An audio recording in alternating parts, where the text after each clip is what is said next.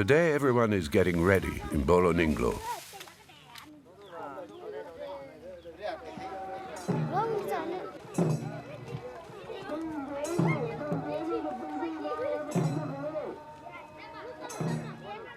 A long procession slowly approaches.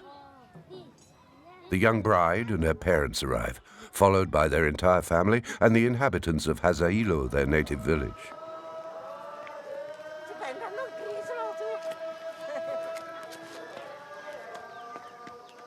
They sing as they walk. The women wear ceremonial shawls. It's a day of celebration for the Zemi.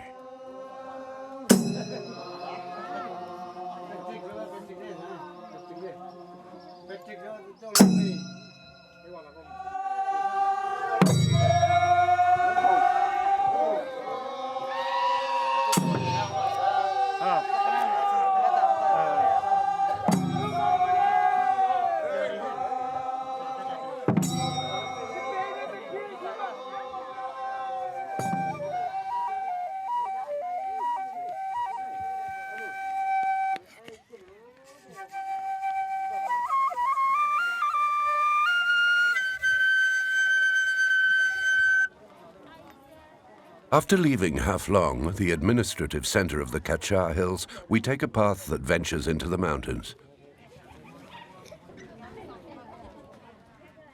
Down in the valley of Laishong, a small market is held every afternoon where people from the mountain and valley gather.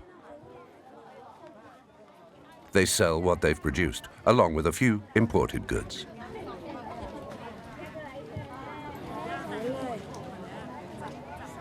We're in the northeast of India, on the borders of Nagaland and Manipur. Higher up, I at last reach the village of Laishong, perched on the side of the hill. This is where my friend Echekombe Nume lives. He was my guide 20 years ago. In excitement, we climb the lone path leading to the top.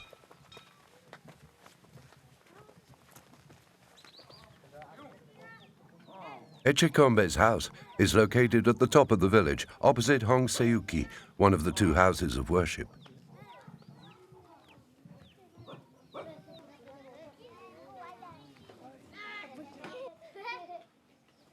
Unfortunately, my friend Echekombe is not there. I'm greeted by his wife and a few of his children. It's not easy to communicate without my friend. I finally understand that Echekombe has gone to Haflong, the district center.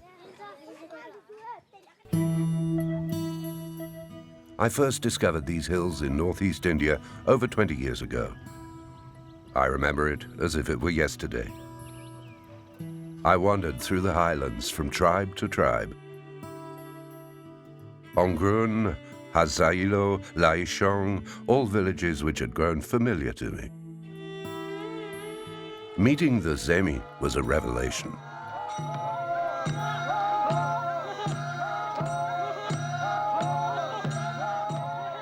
Their attire, accessories, dances, music. Everything about them spoke of a strange connection with the Native American Indians I'd encountered so often in the past.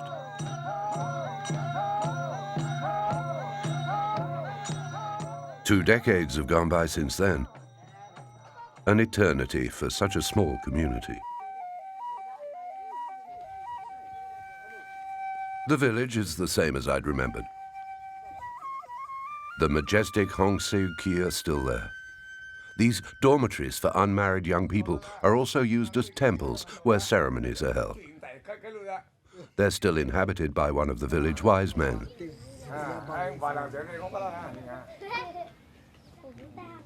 Skulls of animals sacrificed during ritual ceremonies are displayed inside. The animals' spirits continue to live alongside the villagers and participate in the community of ancestral spirits. When I last visited, unmarried boys lived here too. Today, they no longer sleep in the large dormitory room of the Hong Seuki. They live with their families.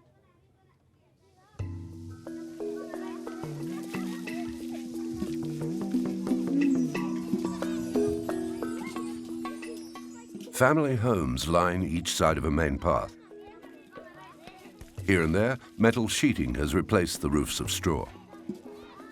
They do alter the village's charm somewhat, but our friends assure us they're much more practical. Laichong is one of the three main villages of the Zemi tribe. In the late afternoon, the women gather at the single water source.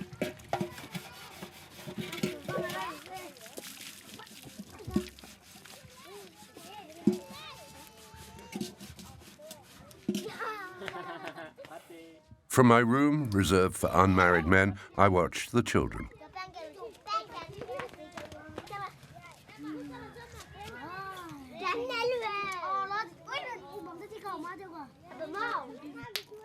The same games. And the same laughter as 20 years ago.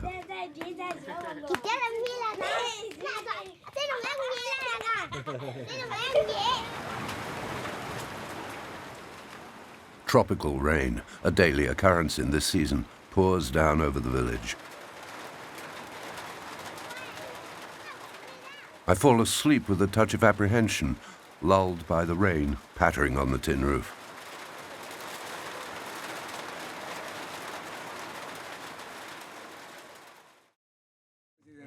Oh, thank you very much. The next morning, Echekombe's sister comes to present me with a scarf she made for me. My friend arrived at dawn after a long, exhausting night of walking. Taking some rest, there's some rice beer. The fact we've barely woken up doesn't stop us from celebrating our reunion with a few glasses of rice beer. The drink is usually served on major occasions.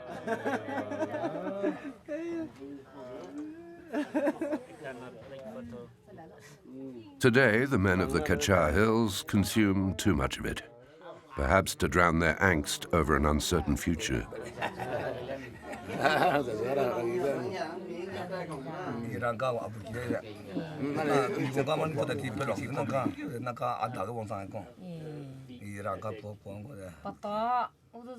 We look at the photos I took 20 years ago. This is Echekombe's father. Back then, he wore the red shawl of the village chief.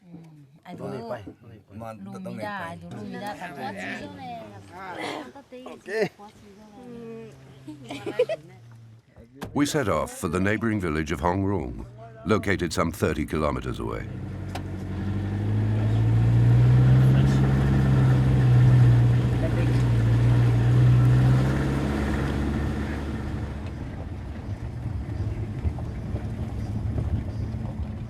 The path has been blocked by a landslide. We continue on foot. Hongrung is a historical village for the Zeliangrong people. It's the hub of their culture and a symbol of their identity and resistance. Like all Zemi villages, Hongrung is located high up in the hills.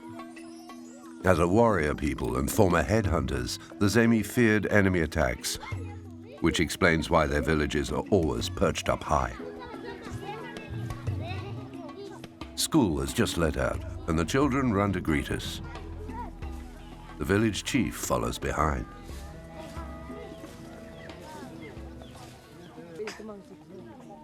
Once more, the pictures from my last trip have quite an effect.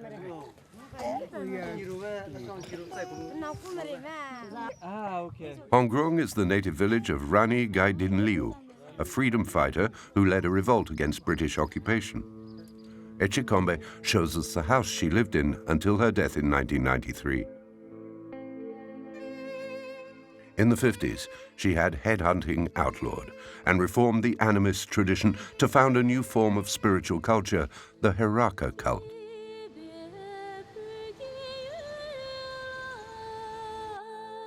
A mausoleum is dedicated to her and the freedom fighters under her command. Today, all children of families who have remained faithful to the Haraka tradition wear a pendant with Rani Gaidinliu's picture on it.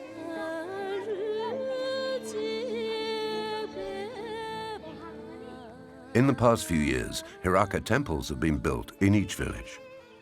Worshippers gather there to pray on nights when the moon is full. The Haraka cult has been greatly instrumental in helping the Zemi resist the evangelization that American missionaries have recently begun in the mountains of northeast India. Here, the men are working together to replace the roof of a family home.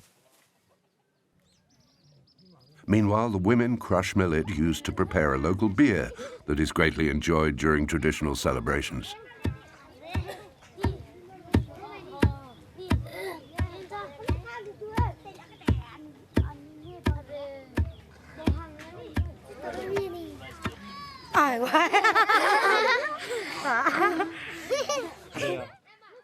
Here's Talien. I took lots of pictures of him 20 years ago during the Great Harvest Festival. Today he's 37 and has 5 children. He was one of the best dancers among the village group of young unmarried men.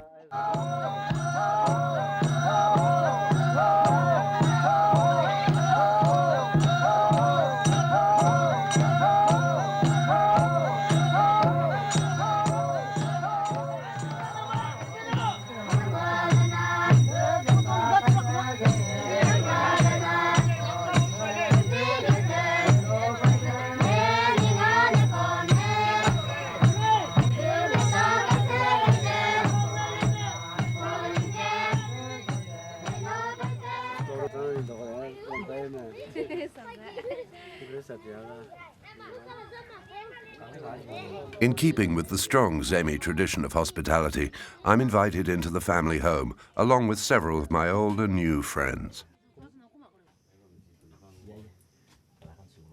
Inside, these homes haven't changed. The dirt floor, central hearth,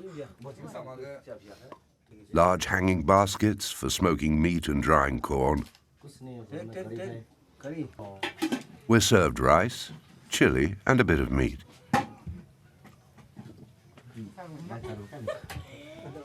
The Zemi are a people of oral tradition and sing their founding myths and legends, as well as the teachings of Rani Gaidinliu. A Haraka priest and his friends give us an impromptu concert.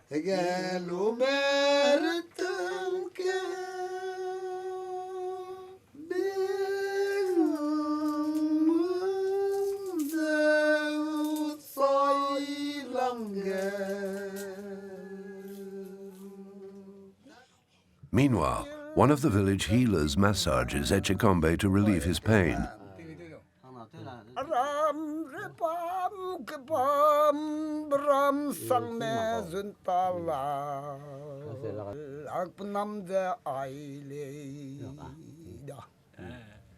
They sing love songs, memories of childhood, war chants, praises to the spirits of ancestors, and poems in memory of Rani Gaidinliu.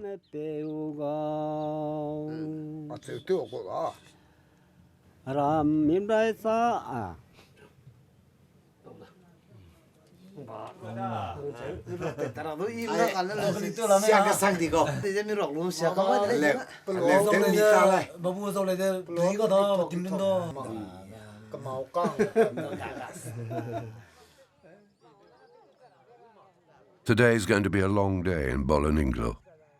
Preparations are underway for the wedding of the chief's son to a young woman from the neighboring village of Hazailo.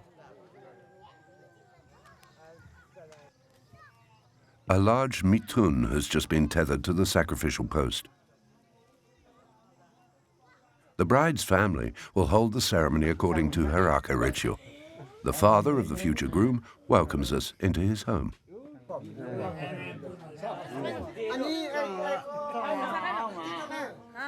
We're already invited to toast the happy event that will be taking place over the next few days.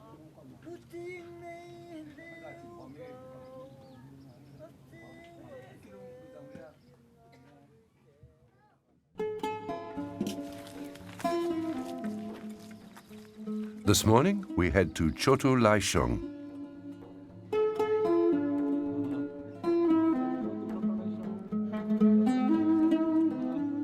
In keeping with Haraka tradition, the village is renowned for the quality of its dancers.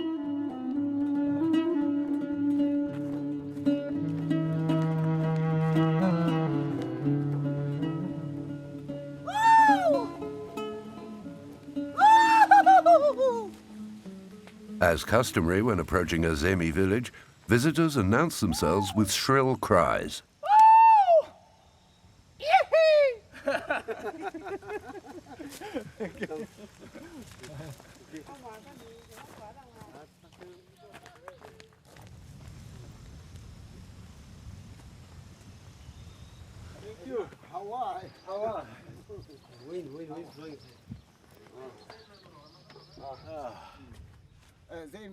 A nice surprise awaits us.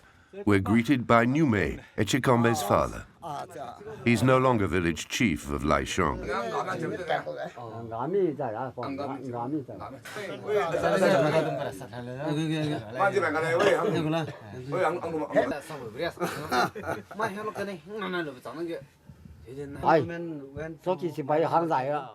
What a delight to relive the memories and funny anecdotes of my last stay in his tribe.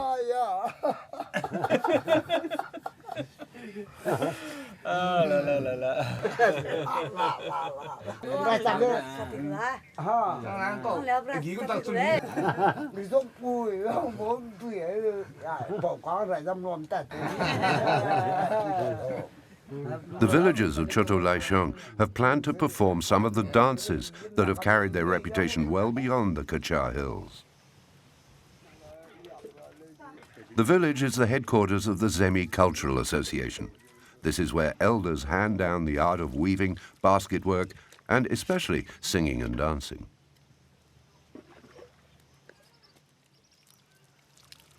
After the ablutions that always precede the practices, it's time to prepare the costumes. The boys paint their legs with a white mixture made of rice powder. Men from the Zeriangrong tribes traditionally wear kilts, and young women dresses embroidered with symbolic patterns. The body must always be in harmony with the colors of nature. It must look nice, so the spirit that inhabits it feels good, protects it, and accompanies it as long as possible.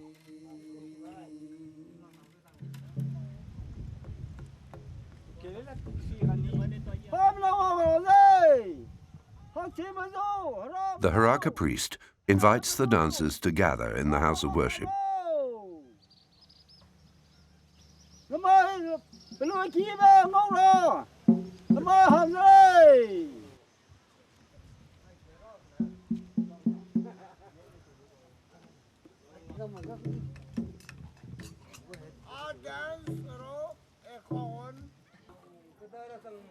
Dance is one of the pride and joys of the Zemi. And theirs is one of the most beautiful I've ever seen.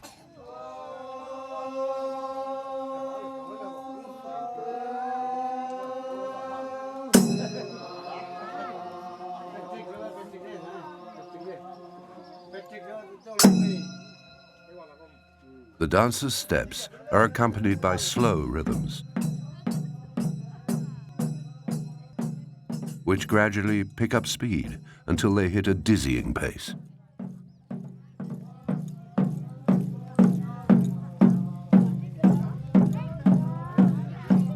The dances are light and graceful.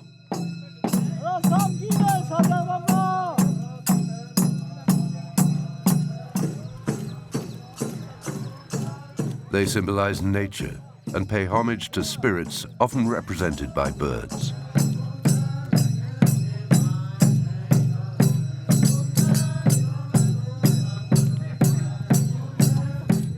There are dances of seduction, war, and intimidation.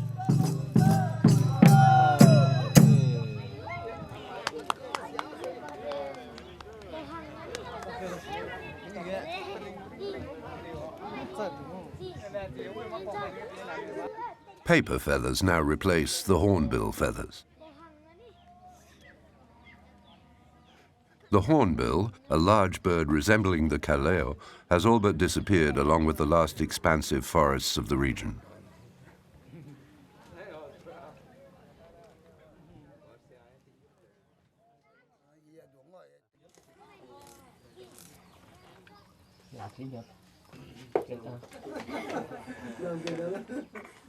Each morning at dawn, Echikombe's children get ready for school. Their mother, aided by Chili Man, prepares a hearty breakfast for them. Our friend has been nicknamed Chili Man because of the amazing amount of chili he generally adds to the delicious dishes he cooks up on a daily basis.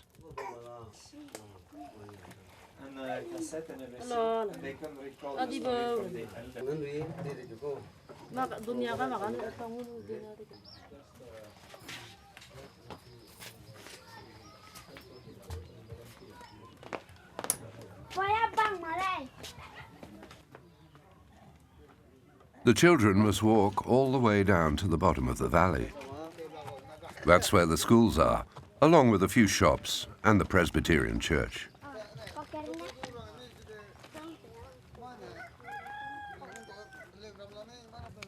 After they've gone, the villagers head to the fields. They grow rice and ginger with the farming method called esatage. Each family owns small plots of land that are often quite far from the village. These fields are their only resource. From here, we can see the Christian village down in the valley with its schools, handful of shops, church, and small marketplace. Echikombe's children go to the Salesians of Don Bosco Catholic School. And yet Echikombe is a teacher at the public school. But he hasn't been paid in months, and the school has fallen into a state of neglect. In a twist of fate, this fervent follower of Rani's teachings and defender of the Haraka tradition is forced to send his own children to one of the Christian schools. For this generation, caught in a vice between two ways of thinking, that of their parents still attached to tradition and that of the teachers in the Christian schools, the notions of culture and identity no longer have the same meaning. We established here in Laichong in 2000. We promote general education and also teach our children morals and the Christian faith. The school is run by the Salesians of Don Bosco. They are also present in all of Assam and northeast India.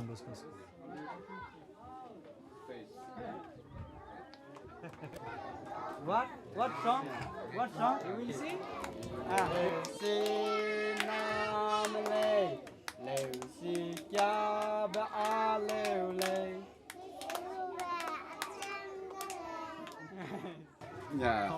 In this village, we have 23 Catholic families. The others are Baptist and Presbyterian. There are also a few Hindus. Also, there are pagans who follow the Haraka tradition. Families that have remained faithful to the Haraka religion live up in the hills near the large houses of worship. Those who have converted to Christianity prefer to gather near the Christian schools or Presbyterian church where regular services are held.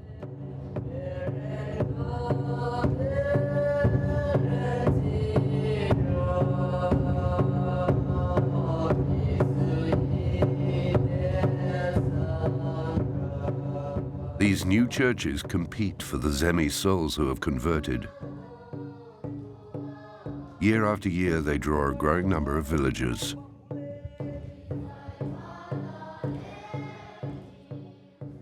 The temptation is great, since membership in these churches brings help of various kinds and sizable material advantages. Several members of Echikombe's extended family, in particular two of his aunts, have become fervent Christians.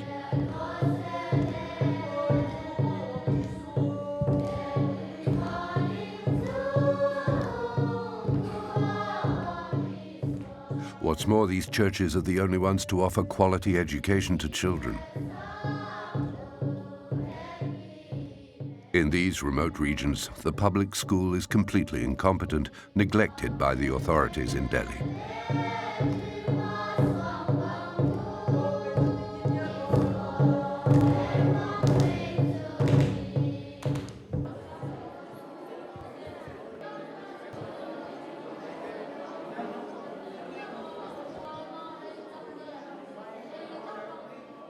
The Presbyterian worship service held in this church gives free rein to individual or group trances.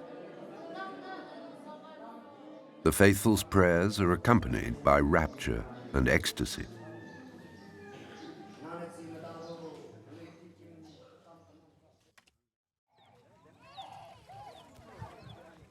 In the tiny village of Boloninglo, everyone is getting ready for the wedding that's going to be held today.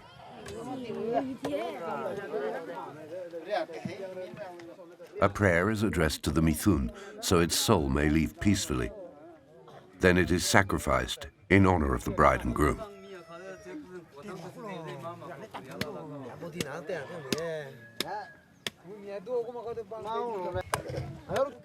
The tail is cut into small pieces that are distributed among the youngest children.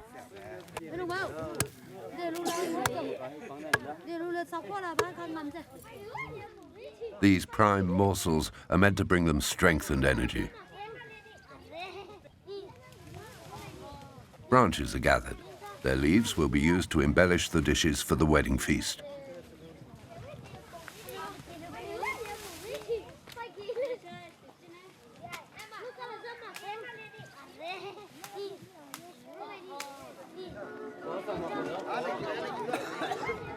An atmosphere of excitement fills the home of the groom's parents. A loudspeaker and amplifier have been set up to enliven the festive celebration.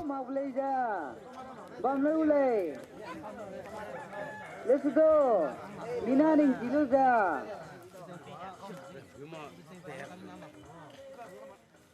Traditional Heraka songs and poems have been collected into booklets that were given out to the entire population. In a way, they are the memory of the founders of the Heraka cult. During ceremonies, the tribe's young people recite the poems and songs contained in the booklets. The master of ceremonies, the priest of Boloninglo, explains the meaning of some of the songs the village youth sing. We would love to see Rani Gondinliu once more. We would love to talk with her. We will always remember her guidance and teaching for our culture.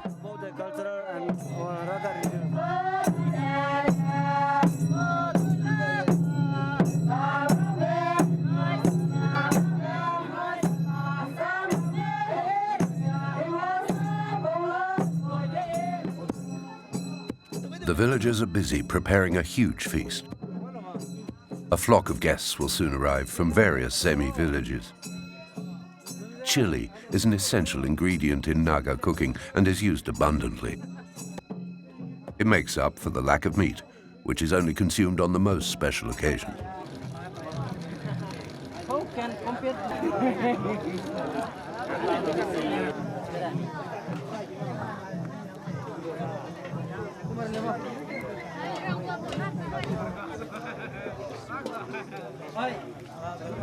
Ooh la la la la la.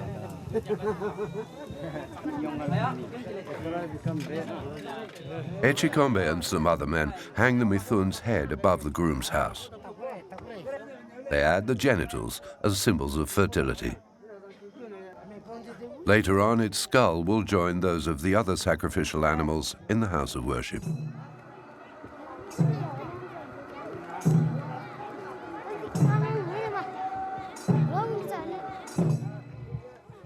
A clamor rises from down in the valley. A long procession slowly approaches. The bride and her parents arrive, followed by their entire family and the inhabitants of Hazailo, their native village. They sing as they walk along. The women wear shawls.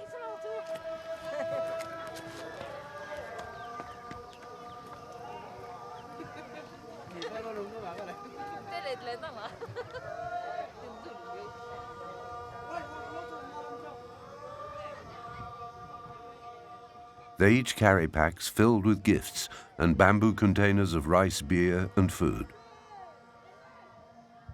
Their village chief leads the procession, carrying a spear.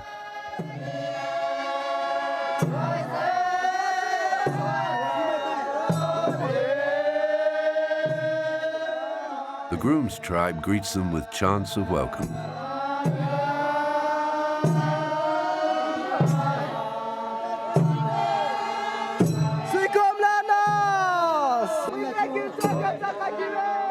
The groom's father stands behind the ribbon that marks off the entrance to his family home.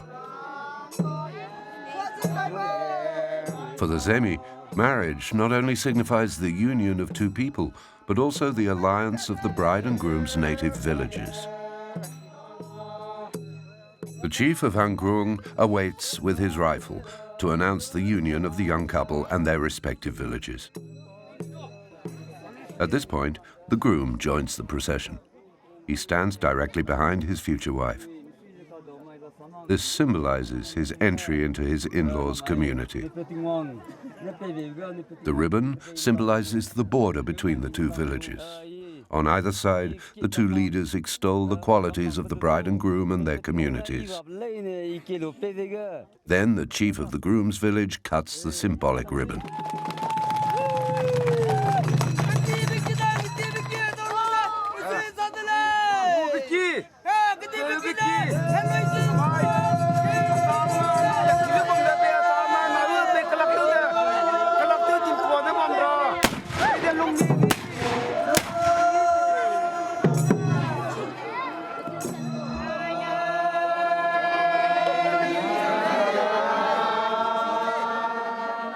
The procession now enters the groom's tribe to songs of welcome, applause, and congratulations.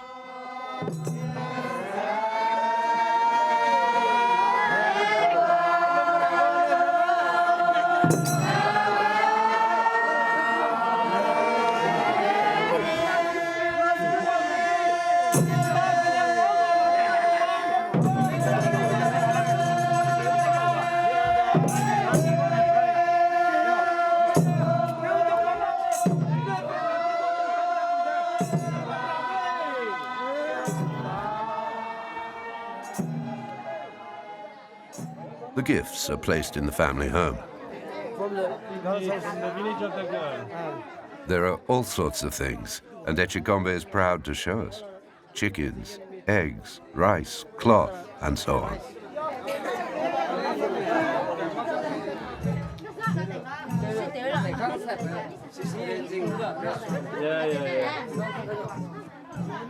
The villagers gather around the copious wedding feast and share the meat of the sacrificial mithun.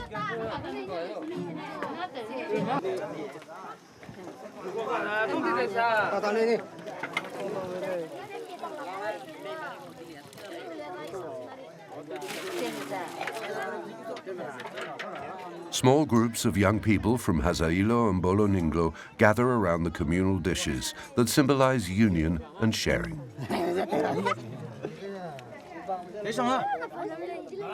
The newlyweds and their attendants are invited to sit before the small square where the dancing will be held. They are no longer allowed to dance, since today they have entered the age of adults and parents. Among the Zemi, dancing is only for the unmarried.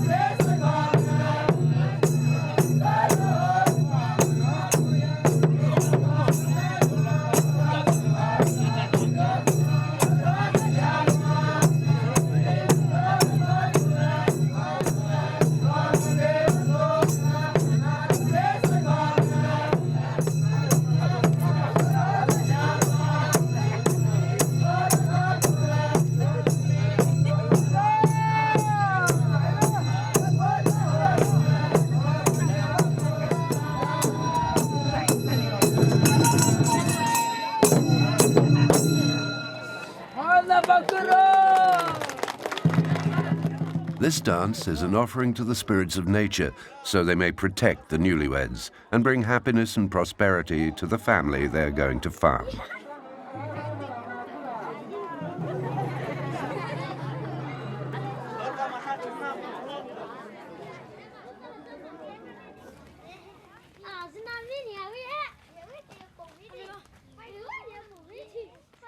The celebration is over.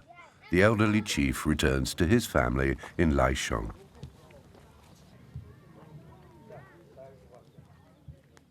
At sundown, the women come one after the other to the water source, a custom that repeats each morning at dawn and again at dusk.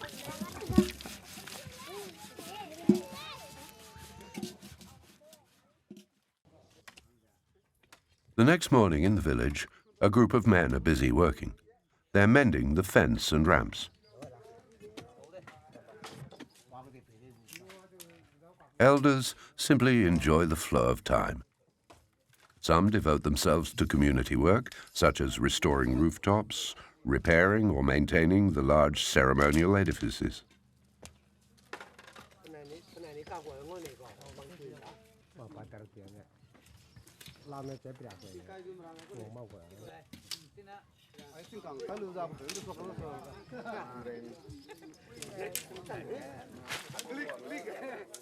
Young people often join forces for large collective jobs, to gather wood for building, or go fishing and hunting.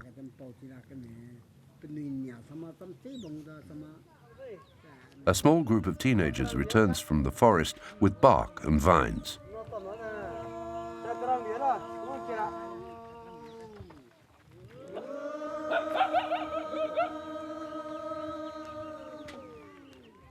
Once they're cut and ground, they'll be used for fishing in the river. Their sap will temporarily asphyxiate the fish and make them much easier to catch.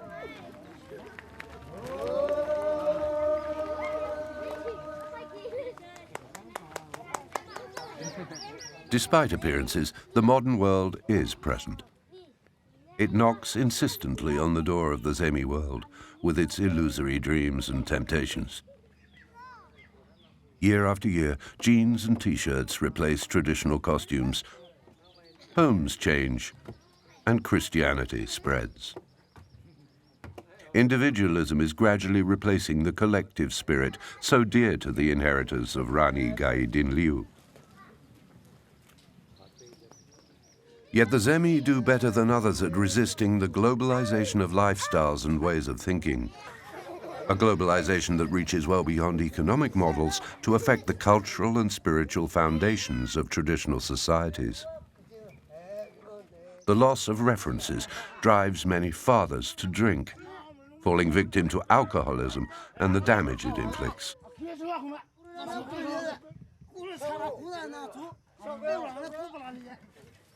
Although women too are subject to the siren call of the exterior world, they seem more attached to Haraka culture.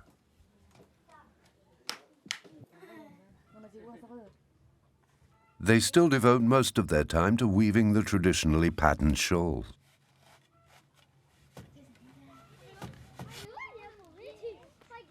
They readily instruct children, passing on the knowledge of tradition and their tribe's identity.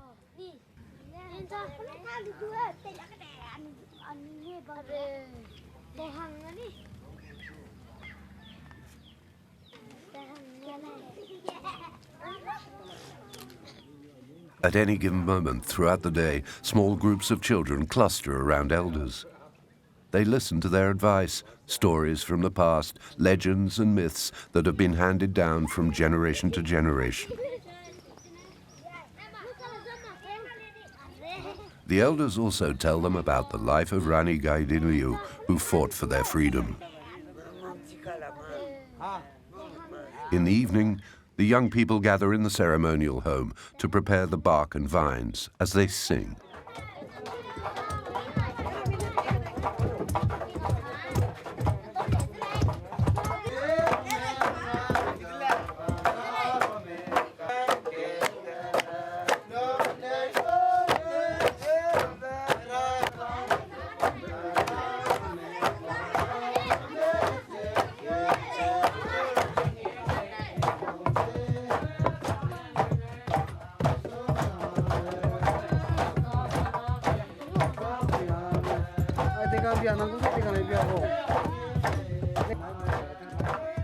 These collective chores are common in Naga villages. They maintain and strengthen social ties amid the same age groups.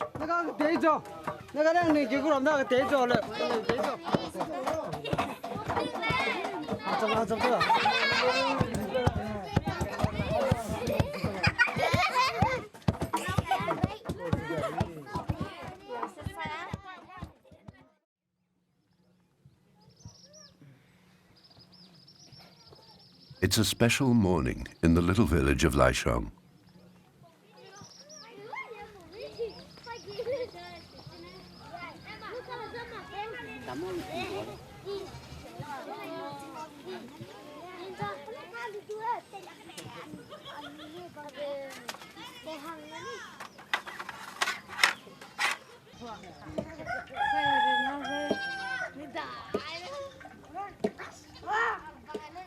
Today is the big cleaning and village improvement day.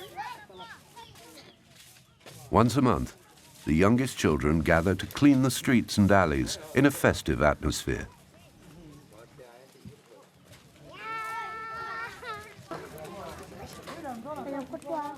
The two Aung Suu Kyi are going to be cleaned from top to bottom. In this tiny, isolated and forgotten land, a few hundred men and women in the hilltop villages have decided to resist the forced march of the world. Each day preceding the full moon, they paint their legs white and don their finest attire.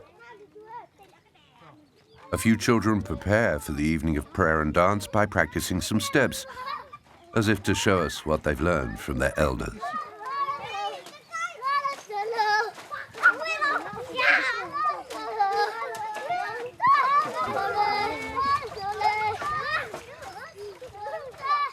Tonight is the full moon. Everyone gathers on the small square before the house of worship. Echekombe tells me the villagers want the memory of my stay this time to be even more powerful than before.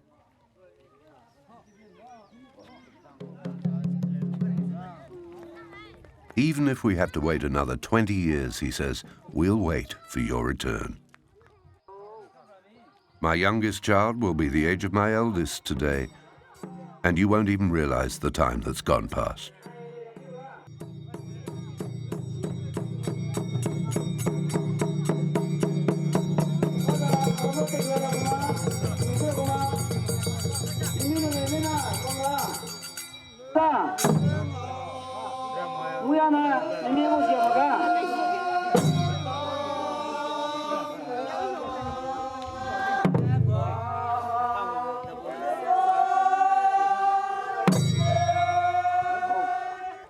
Throughout the entire evening, the children and youths will perform the feather, bird, bamboo, or flower dances. It's a celebration of nature, a sort of offering to the spirits of life. A lot of things have changed in 20 years. Still, the changes here have been less drastic.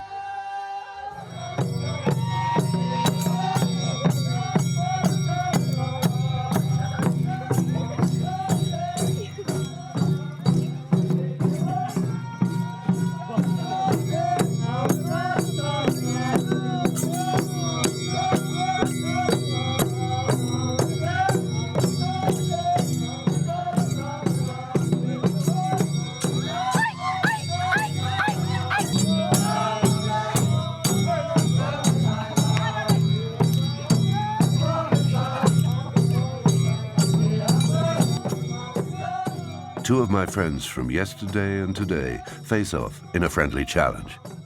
They brandish spears and shields in an intimidation ritual.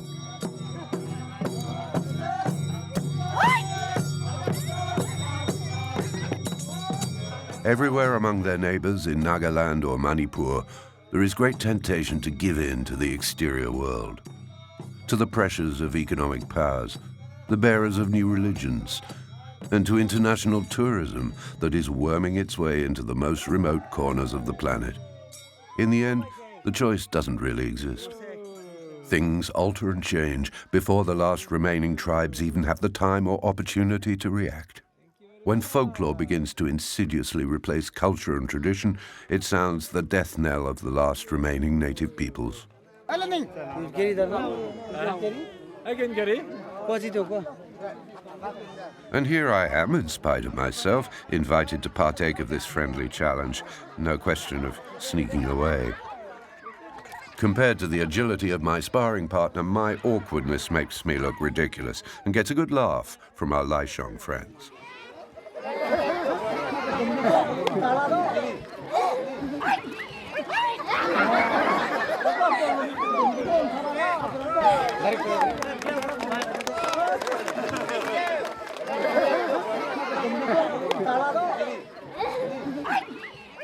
At dusk, we hear the love songs that boys and girls used to exchange from one mountain to another.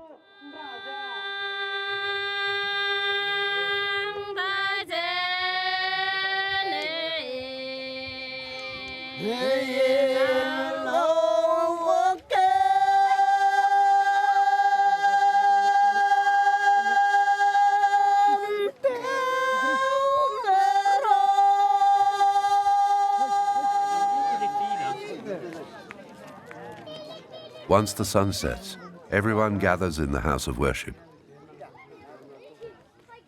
Some play one of the Zemi's favorite games. Jump high enough to grab the Mithun's horns and hang on to them as long as possible.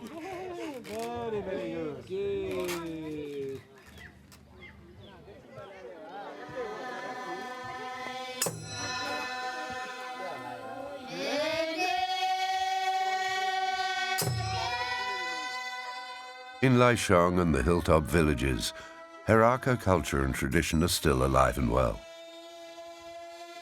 But what will become of the new generations issuing from the denominational schools, springing up one after the other throughout the valley?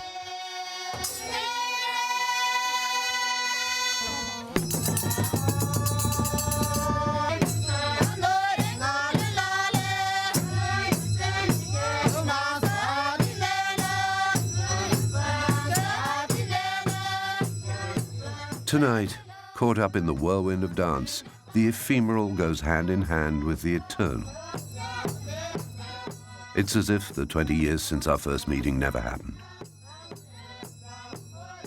As if time had stopped to offer us this taste of eternity, so dear to those who have chosen to make their lives a perpetual journey.